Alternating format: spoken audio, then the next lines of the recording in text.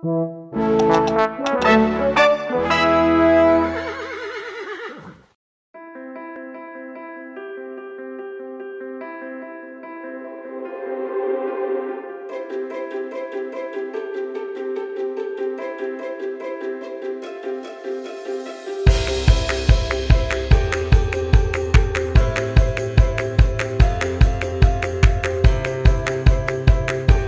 es Zeit, dass es losgeht. Ja, ich bin sehr positiv gestimmt, weil wir eigentlich 15 Jahre auf diesen Tag hingearbeitet haben und das waren viele, viele kleine Schritte, einige größere Schritte. Wir haben viel Geld in die Hand genommen.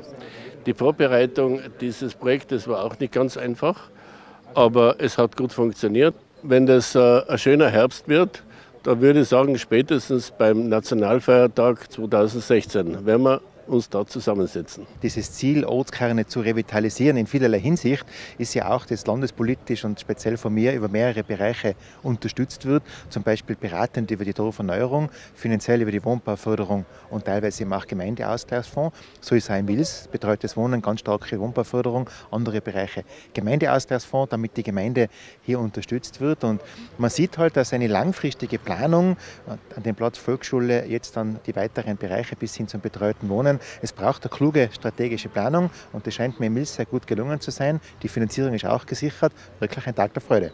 Ja, das Feine ist eigentlich, dass man mindestens hofft, dass es noch keine Überraschungen gibt. Nicht?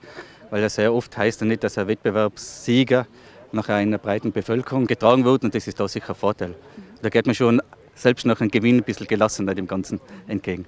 Ja, es gibt schon noch Arbeit. Man hat die künstlerische Oberleitung, also schauen, dass alles den Plänen entsprechend auch gebaut wird, umgesetzt wird. Alle Details kann man im Vorhinein nicht wissen und nicht zeichnen. Da wird auch danach noch einiges auf uns zukommen.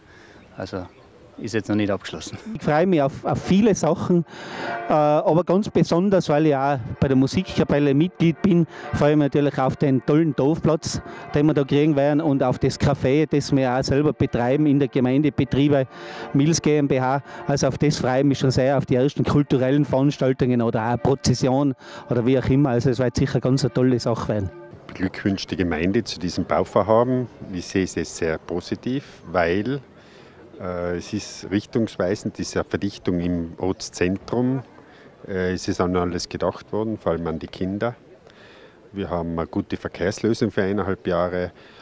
Uns entlastet es sehr stark, dass der Bus nicht mehr vor der Schule wartet, weil die Kollisionsgefahr sehr groß gewesen wäre. Das ist einberechnet worden, sind wir dankbar.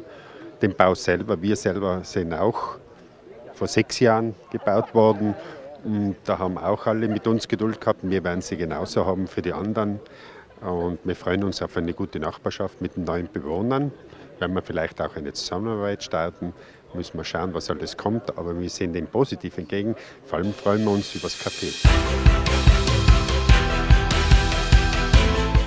Jetzt geht's wirklich los. Auf einer Fläche von 4.400 Quadratmetern entsteht in den kommenden 1,5 Jahren ein neues Dorfzentrum für die Milserinnen und Milser. Für dieses große Bauvorhaben wünschen wir uns einen unfallfreien Verlauf, hoffen auf das Verständnis der Bevölkerung und freuen uns darauf, das neue Zentrum bald beleben zu dürfen.